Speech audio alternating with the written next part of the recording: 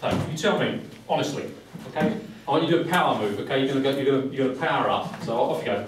Go on, but I want you to really up you go and make a lap for it. Yeah, just whack it. Would that have stopped you scoring? No. Okay. But there was contact, right? Yeah. Okay, now I want you to shoot a three-point shot. Same contact though, same level of contact, same sort of, in terms of force used. Let's do it again. Up we go to the first one. Okay, go for the second one. Same level of contact? Yeah. First one wouldn't have stopped you scoring? No. Second one? Would have. Okay? So a foul isn't a foul. It's not just contact that makes a foul. It's the effect it has on the play. You've got guys at 6'8", 6'9", 6'10", playing under the basket, making power moves, there will be contact. There will be. Okay? And everyone's favourite, the charge block. Oh, God. Okay. Let's have a show of hands again. Who thinks that a player must be stationary to take a charge? Get in. Who thinks a player must be on the floor? Fantastic, so you all know the charge block then? Brilliant. So, Marchie. So, Marchie's driving to the basket, okay? I'm defending. Is that okay? Yeah? Good defence, yeah? Okay. Right this side then. Come on. Is that okay? Yeah? I've done nothing wrong, okay? Off you go, mate. Drive, go faster. What's that? It was a charge. What did you say, Roger? Anyone else? Charge. Where's the charge going to be? Illegal block. Illegal block. Well, I'd have said personally, let's do it again. Go, mate, come on, go. Go. That was the charge. That was. Why was it? You'd established position first. Where did he hit me? Where was the contact? Where? On the shoulder? Then sort of shoved On the it. shoulder. Where's that rule book? You got it, haven't you? Where's the contact got to be for a charge? Where has the defender got to take contact for a charge? Torso. On the torso. Is your point of your shoulder your torso? Anyone do biology? I don't, but I'm guessing the point of the shoulder is not your torso. Okay? Did I, as a defender, do anything wrong? Let's do it again. As a defender, am I doing anything wrong? No. Did he do anything wrong? Apart from the fact that he ran out the door and he started probably trapped. But apart from that, did he do anything wrong? No.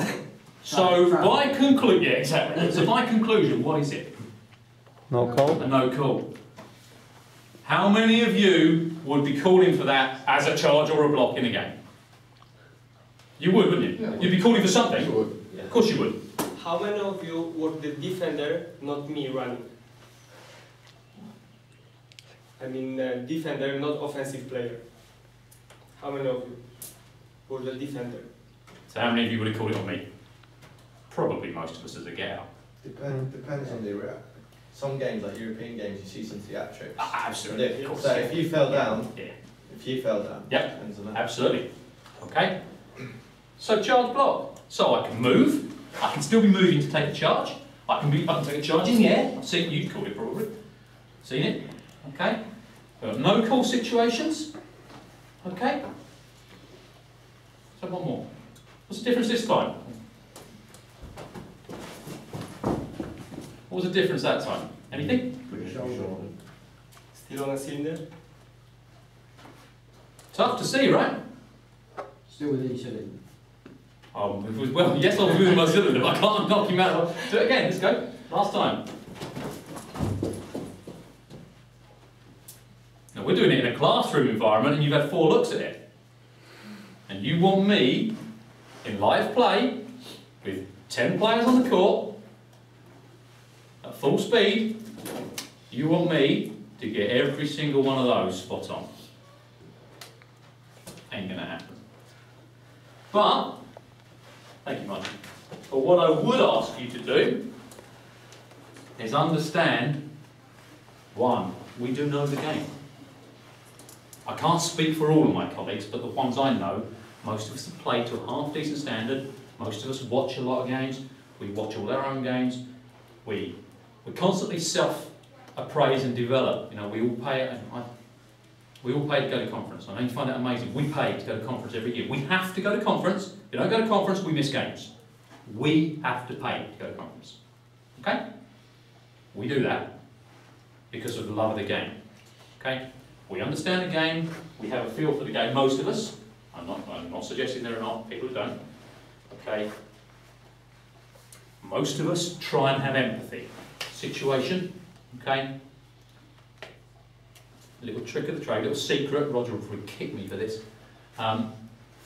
More often than not, if a player has picked up 4 fouls, more often than not, we will get together during a timeout if we have a chance to say, the 5th one needs to be good. Don't put him out of the game on a cheap, poor foul. Okay? Because we have an empathy. I used to hate getting fouled out. Because I deliberately would play hard until I picked up 4. Now I knew within that 4, one of them would be a cheap one. Okay? I would accept that. I'd accept that as the line. I'll accept 4 fouls every single game. And then I'll use my brain for the 5th one. What I didn't want was to get put out on a really poor call like that and I've done nothing. Okay? So most of us have an empathy. So we have an empathy, an understanding, and a feel for the game. So the final thing I would say is that rule book. So that would be the Bible, yeah? It's just rules. It's only a starting point. It's only a starting point. The rest comes down to the spirit of the game from the coaches, the players, and the referees. I have never in my life had a... Oh, I need to say I've never in my life had a good game. Stopped at that point. Which may be true. I've never ever had a good game without the help of the coaches and the players playing in that spirit. Likewise, when the coaches and the players are playing the game in the spirit that you wanted to play to, I've never had a shocker. It requires understanding from all elements, understanding of the game, understanding of each other, and therein lies the art of good refereeing, I think. Questions? Oh, I'll pick my book up. Roger, I know Roger and Martin are going to pick more on specific contact stuff like later on, so if it's to do with that, then feel free to leave it to them. But any questions from what I've spoken about? With that in mind, yes. What you've said about, and say, going back to what John was saying about, I mean, I just table a fish, so I'm not as... Not just, you're part of our team. But so my understanding obviously as in depth, surely then, because I've been obviously got at by some coaches because they, I've missed something, whatever. Surely then coaches need, before they do get ticked off as coaches, they need more of this. Absolutely, and that's what John was alluding to earlier. Why should... I've had it where, and I think there was just, obviously John excluded from it, I've had one game at college where I actually said to the coach, you have got, and it oozed out of these players, the respect they had for the coach. That's one game. Absolutely. I've been tabling for 2 years. Absolutely. Now, John's point of earlier is absolutely spot on. How can you... We don't get signed off as officials. We don't turn up and do a call. I mean, the processes are similar. We go through level 1 where we turn up and do a day's course. Then during a level 2, it's 2 days, and you have to sit an exam. And you have to get a specific mark. But it's not the end of it. Then, even as officials, we get 3 games to be signed off at that level. Okay, and then if you want to go to level 3, the same. Okay, you get X number, and they have to be signed off by a Roger or a me in local league or whatever. Okay, they have to be signed off with somebody with some experience and of a higher level, for want of a better expression. And then to get to level 4, it's a whole year's process, Roger, isn't it? Which Martin is going through at the moment. It's a whole season's process of assessments, of questions, of fitness tests, etc., etc. We do that. And as John said, 20 minutes for a coaching licence. This, you're right, absolutely right, and John, please feel free to tell me if you think differently. I think both for a referee to pass any set examination, any set syllabus, and for a coach, there should be some mutual crossover. We should have this type of thing. I think the coach's input tells more on the kids Absolutely. than the reffing. Absolutely. Well, also, And you get it. No, you're absolutely right. That's why they badmouth you're you. absolutely right. And likewise, a good coach like John that teaches his guys the fundamentals, therefore we become less a part of the game because there is less for us to call, and therefore the chance for disagreement, bad mouthing, is less. Roger will tell you far better than I, because he does the European League. You get far less crap in Europe than you do in the BBL, Roger. Sure. Okay, that's all I've got, guys. Thank you. I would say one other thing, that you're right about the two-way. I mean, I'll just give you one example where referees do not understand the game, therefore make bad calls, and that's with lower levels where the rule is you must play man-to-man defence. And people walk in and they have no concept of what particular help man-to-man is. Yes. So you've only got one smart-ass coach who said, no, he's playing the zone, and then you get technicals flying around, and again, if the game is going to develop, it has to develop through the officiating, the table officiating, Absolutely right. and the coaching together.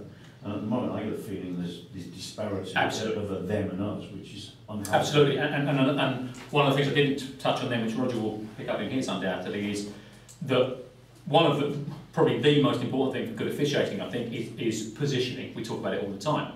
Now, we want to get into a good position so that we can see what happens, okay? And to get into a good position, you probably need to understand the offence.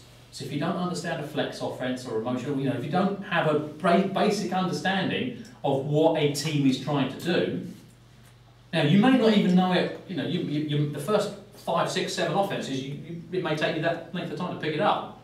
But once you start perhaps realising, okay, he's going to come off that screen and pop around there. Now you're not prejudging a call, what you are prejudging is the best position to be in to make a call. So if I know John shouts out 4 high or whatever, when he shouts that out, I know roughly what's coming. Okay, so I can be, so maybe, and it's only, we're talking small amounts. Rather than being here, I'm here, and I get a much better view on the play, and I make a much better call. And that comes from knowledge of the game. Okay, let's be done. Thank you, guys.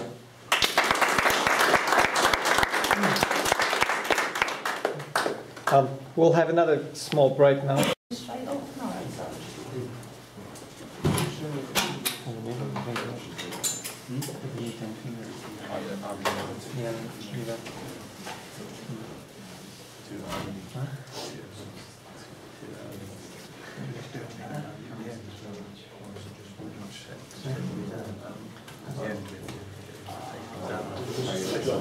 It's like you said,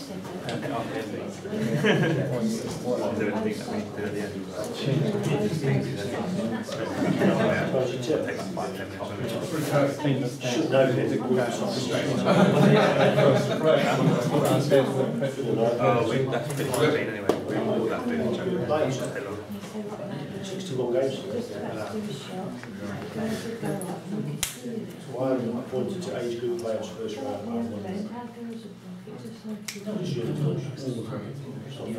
Last year, last year, I need to get one.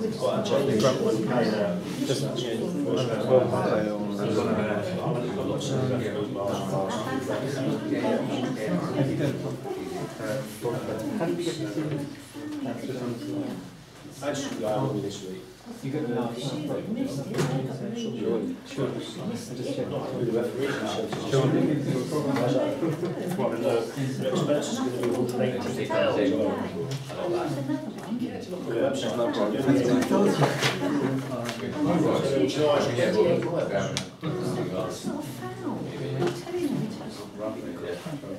Just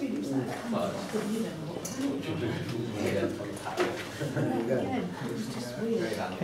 I think we're ready. Okay, can we start it?